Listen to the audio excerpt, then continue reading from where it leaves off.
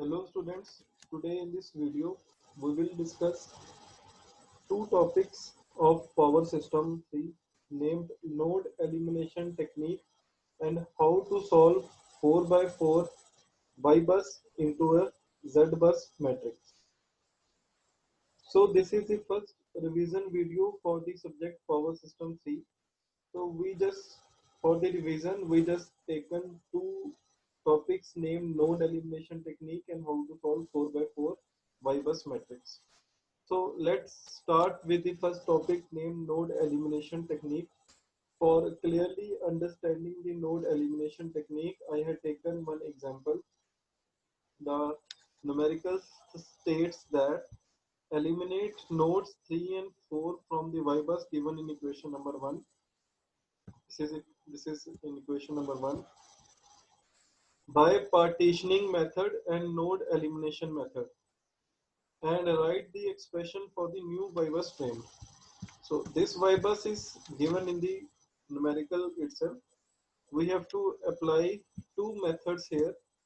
The first named as partitioning method and the second named as node elimination method. In the partitioning method, as the name itself implies, we have to partition the matrix 4 by 4 matrix into parts.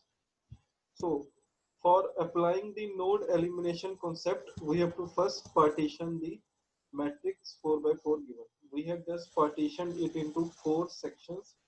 Each section will be subdivided into 2 by 2 matrix. So each subsection can be written as K, L, N, M. This section represents K, this section represents L, this section represents N, this section represents N, where we can say that N is transpose of L. Because for node elimination technique, for node elimination concept, the formula for Y bus new is K minus Lm inverse into N. So for defining these variables, we have just applied partition method and assign the variables. All the 4 parts can be assigned variables K, L, and M. So just write the values of K, L, and M. K can be written as, this is the value of K, this part, this section represents the value of L, this section represents the value of M, this section represents the value of M. So we just write the value of K, L, N, and M. Okay. In the numerical, you have to just write the value of K as it is, N as it is, L as it is. You have to remember that this is M inverse. You have to take the sum matrix M inverse. So the formula for how to take inverse of any matrix, the formula for inverse of any matrix can be taken as 1 by determinant of that matrix multiplied by adjoint of A. Adjoint of A simply means transpose of its cofactors. So M inverse can be written as these elements ka inverse 1 by determinant of this matrix. Determinant of this matrix can be written as multiply this by this minus J11 multiply minus J15 and subtract the multiplied two terms from here minus J5 into J5. Now we have to take transpose of its cofactors. By solving these, we get 1 upon minus 140 and this. By multiplying this whole term to the inside of the matrix 2 by 2, we just get this in this format. We had just solved for the value of M inverse. We have just solved this element only, for this element only. Now for framing the new Y bus, we have to write it in this format where K matrix minus L multiplied by M inverse multiplied by N. You have to multiply all the 3 submatrix and then subtract it from the K submatrix. So here I had multiplied all the 3 submatrix and subtracted from the K matrix. So from this, the multiplication of all these matrices can be done easily in scientific calculator. You have to in fraction of seconds we can solve it by using scientific calculator and just subtract it from the K sub matrix. So when we subtract both the matrices, we will get our final solution in this format. Try students, solve by using scientific calculator and match the answers. So the second concept is regarding how a 4 by 4 matrix is solved. So we had solved many 2 by 2 matrix, we had solved many 3 by 3 matrix, but solving 4 by 4 matrix is somehow typical. So how to solve that 4 by 4 matrix? So in order to calculate Z bus. So numerical states that we have to find Z bus from given Y bus. Y bus is in the 4 by 4 format. This matrix has 4 rows and 4 columns. So from the basics, we can know that impedance matrix equals to inverse of admittance matrix. In the numerical number 1, we had just solved how to solve 2 by 2 matrix inverse. The same formula applies here. We have to calculate Z bus from the given Y bus, but we know that impedance Z is represented by impedance equals to inverse of admittance. So this is a basic formula. It can be 2 by 2 matrix, it can be 3 by 3, it can be 4 by 4, or it can be 5 by 5, it can be any number. So matrix का inverse can be taken as 1 by determinant of A into adjoint of A. So how to solve? I have to take first I have to calculate first the determinant of Z bus. So how the determinant of 4 by 4 Z bus can be calculated? You can solve it by either considering the first row, or you can solve it by either considering the first column. Either you can take first row or first column, answer will be same. So I am just taking the first row to solve this determinant. You have to just remember the sign conventions. You have to just remember the sign conventions.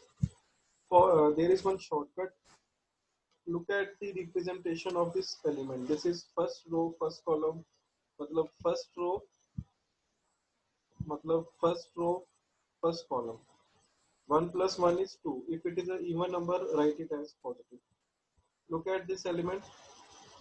This is again first row, second column. 1 plus 2, 3. This is an odd element. Odd number, write it on the above negative. Just look at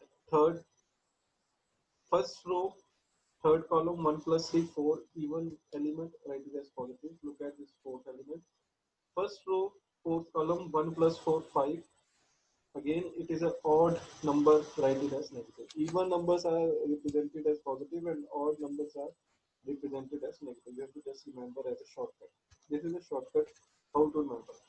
So by taking this plus, that will be same minus j 10.5. You have to just solve it by a 3 by 3 matrix, then negative of 0, then positive of j5, then negative of j5. You have to multiply all these elements by 3 by 3 matrix which are paired. So in order to calculate, in order to fasten your calculations, you just make the use of scientific calculator. Scientific calculator is must for solving these kind of numericals. Otherwise, it will take a lot of time to solve for you people. It may take 1.5 hours to solve this 3 by 3 matrix.